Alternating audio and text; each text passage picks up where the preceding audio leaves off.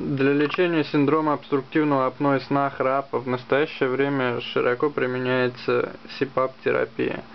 В данный момент вы видите аппарат для СИПАП-терапии BRESS iSleep 20i.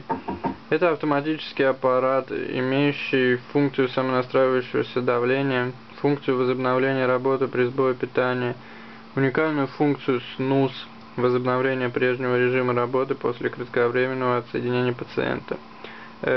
Также в данном аппарате возможно использование карты памяти для последующего детального изучения полученных данных.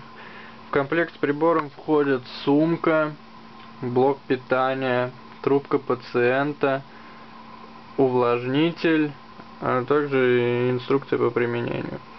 В комплект с прибором маска не входит.